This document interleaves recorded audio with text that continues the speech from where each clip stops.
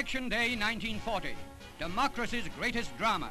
President Roosevelt, like 50 million other Americans, prepares to cast his ballot here at Hyde Park. Name, please. Franklin D. Roosevelt. Picture of confidence is Mr. Roosevelt as he places his bid for a third term in the hands of the nation's voters. Never before has any president successfully put the historic tradition to the test. Today, the outcome is to make political history. Overseas warring nations follow the proceedings, for the results have international as well as national import.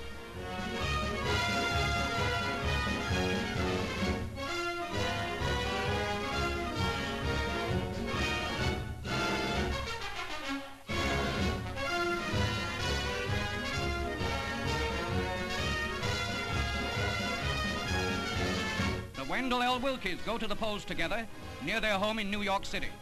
The Republican candidate, after waging the most strenuous campaign in years, likewise cheerfully awaits the people's verdict.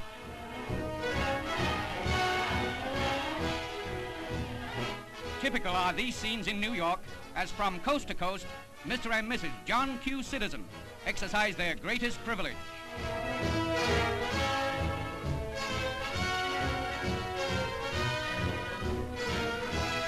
First returns pour in.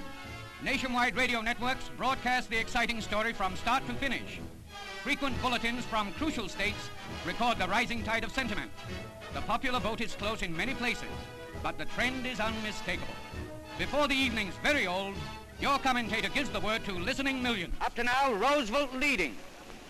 While the battle's still raging, Republican headquarters gives its hero a heartening ovation. Win or lose, they know he fought a good fight.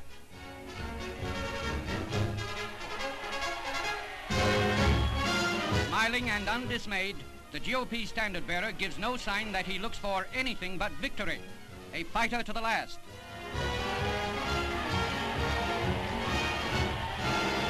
Over the radio, finally, comes the word the entire nation has been eagerly awaiting. Commentator H.V. Kaltenborn makes the dramatic announcement. The results are now conclusive. Roosevelt wins. Broadway goes wild. A roaring sea of frenzied humanity shouts itself hoarse at the electoral avalanche as state after state swings into the Roosevelt column. As Willkie supporters and the press generally concede victory, it looks like New Year's Eve on the Great White Way.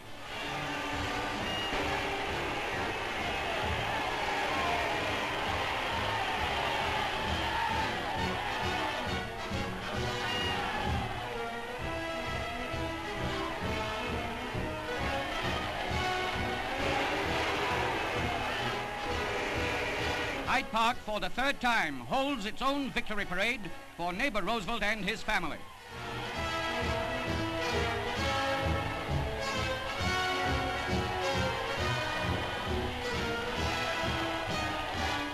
Today, the country salutes Franklin